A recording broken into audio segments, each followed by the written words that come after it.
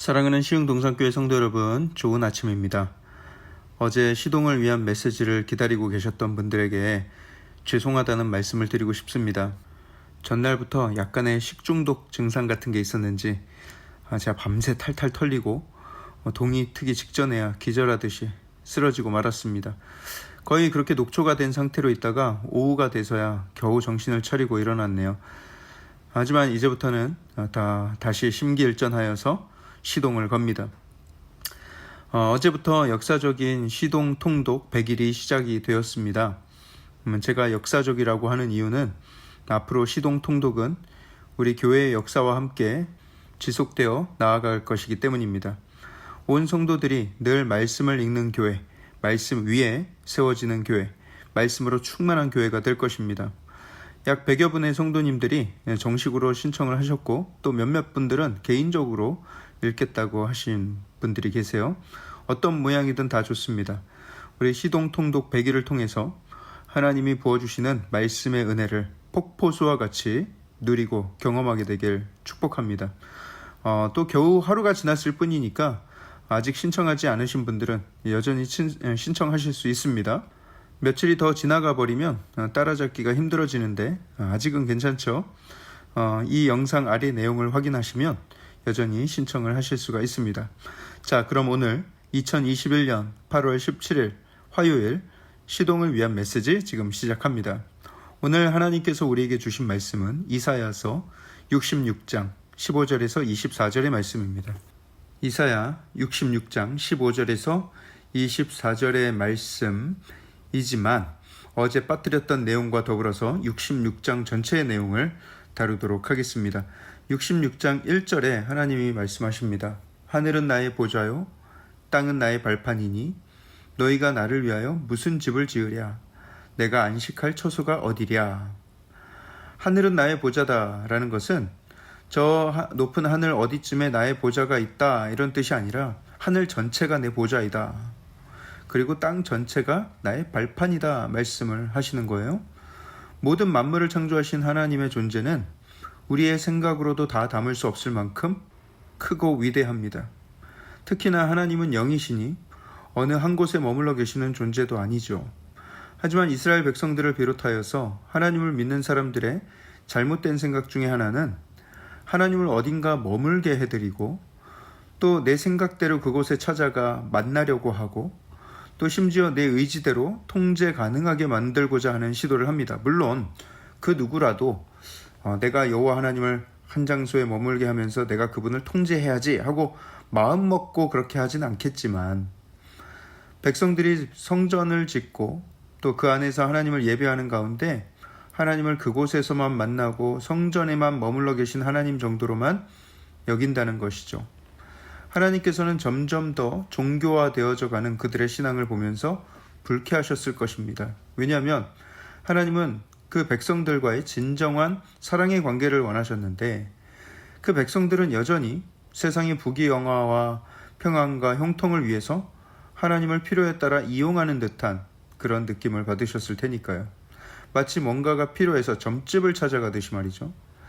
게다가 솔로몬의 때에 정말 크고 아름다운 성전을 지어놓고는 마치 하나님께 우리가 큰 집을 지어드렸다는 그 자부심, 우리는 하나님께 이 정도까지 해드렸다라는 그런 교만함이 그들을 사로잡기 시작했습니다.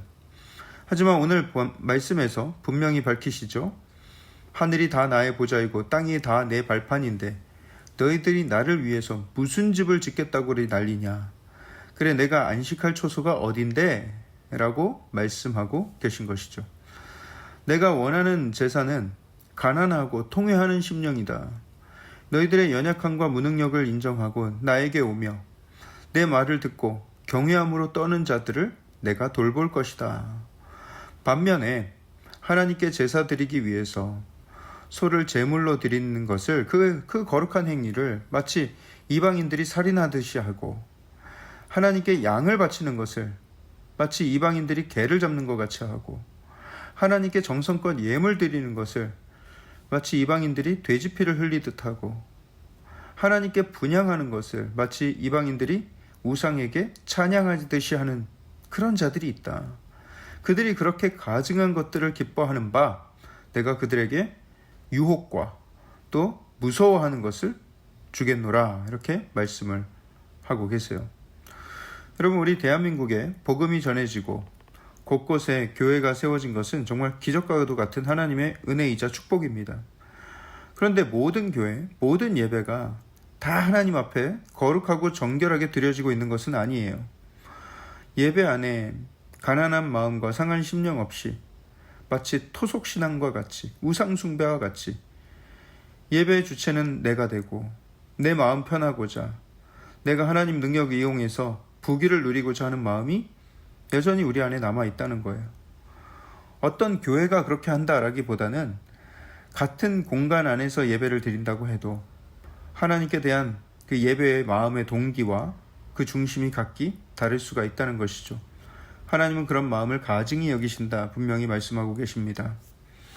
하지만 하나님은 예배가 회복되는 예루살렘에게 복을 주시고 또 그 모든 억압으로부터 해방시켜 주시겠다 약속을 하십니다. 예배가 회복될 때 그들은 회복될 것입니다.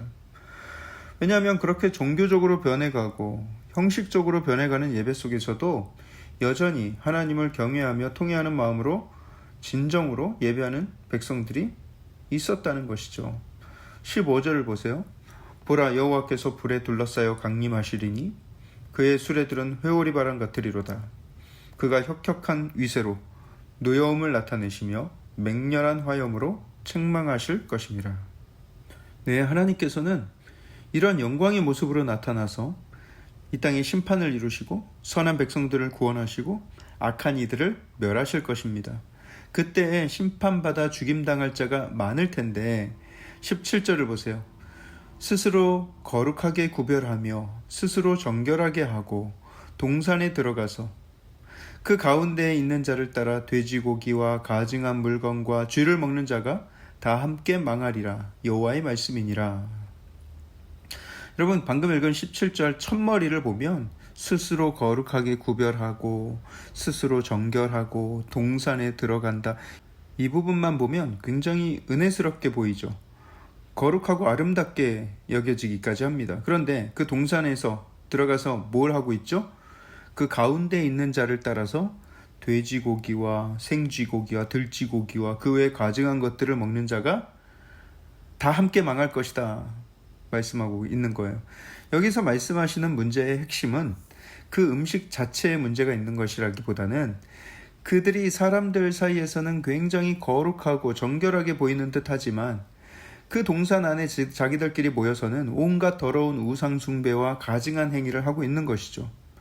우리나라에서도 그러한 이단들, 가증한 일들을 벌이는 자들이 너무나 많이 있습니다. 겉으로 보기엔 굉장히 점잖고 거룩한 척 다가오죠. 하나님만 믿고 하나님의 말씀만 가르치면서 섬길 것 같이 하는데 일단 그 안에 들어가면 온갖 가증한 일들이 행해지고 진리가 아닌 것들로 사람들을 미혹하고 있는 거예요. 속이는 영들이 가득합니다. 오늘 말씀처럼 그 가운데 있는 사람만 망하는 게 아니라 그 안에 따라가 들어가면 다 같이 망하게 되는 거예요. 다 함께 망하리라. 여호와의 말씀이니라. 그렇기 때문에 우리는 말씀을 잘 배우고 진리로 무장하며 살아가야 합니다. 우리가 함께 성경을 읽고 매일 성경으로 그날의 말씀을 묵상하고 이 모든 노력들이 다 그 진리를 더 깊이 새기고 무장하기 위해서이죠. 진리를 잘 알면 거짓을 분별할 수 있고요. 하나님의 음성에 익숙한 사람은 거짓 목자의 음성을 구분해낼 수 있습니다. 늘 말씀으로 우리를 훈련시켜야 하는 것이죠. 하나님은 이 땅 모든 외딴 섬들과 저 먼 오지 땅끝까지 하나님의 명성을 들어보지 못한 아주 먼 곳까지도 하나님의 일꾼들을 보내시고 하나님의 영광을 전파하겠다 말씀하십니다. 진리의 말씀으로 이 땅을 변화시키시겠다는 거예요. 22절과 23절을 보시면 내가 지을 새 하늘과 새 땅이 내 앞에 항상 있는 것 같이 너희 자손과 너희 이름이 항상 있으리라. 여호와의 말이니라. 여호와가 말하노라. 매월 초하루와 매 안식일에 모든 혈육이 내 앞에 나와 예배하리라. 여러분, 이 말씀은 이미 이루어진 듯합니다. 우리는 하나님을 매월 초하루, 매주 안식일에만 예배하는 것이 아니라 그보다 더 자주, 더 하나님의 말씀을 보며 또 주를 찬양하며 살아가고 있지 않습니까? 이제는 더 이상 이 새 하늘과 새 땅을 살며 하나님을 실망시키지 않고 배반하지 않고 그 보호하심 밖으로 벗어나지 않겠노라 다짐해야 합니다. 그렇게 다짐하는 심령마다 하나님의 동행하심과 보호하심이 늘 임하게 될 것입니다. 가난한 영혼, 상한 심령으로 예배하는 자들마다 하나님의 나라가 그 마음 가운데 임하게 될 것입니다. 우리는 그 은혜 안에 있음을 감사하면서 이 땅에서 예배자로서 살아가는 것을 기쁨으로 여기며 나아가시기를 주님의 이름으로 축복합니다. 기도하겠습니다. 사랑의 하나님, 이 어두운 세상, 이 거짓으로 가득한 세상 가운데 하나님의 진리의 말씀을 주시고 그 말씀 사모하며 하나님을 예배하며 살게 하신 것을 감사를 드립니다. 이제 하나님께서 허락하신 이 새하늘과 새 땅 가운데 교회를 소중히 여기며 예배자로서의 삶을 기쁨으로 충성되이 감당하는 우리 모든 성도들 되게 하여 주시옵소서. 하나님께서 건강 주시고 성령으로 충만케 하시며 아버지 말씀을 듣고 읽는 가운데 아버지 모든 우리 육신의 질병들이 떠나가며 모든 연약함들이 사라지며 마음의 모든 걱정과 근심과 두려움과 어두움들이 하나님의 진리의 빛으로 사라지는 귀한 역사를 허락하여 주시옵소서. 이 모든 말씀을 살아계신 예수 그리스도 이름으로 감사하며 기도합니다. 아멘.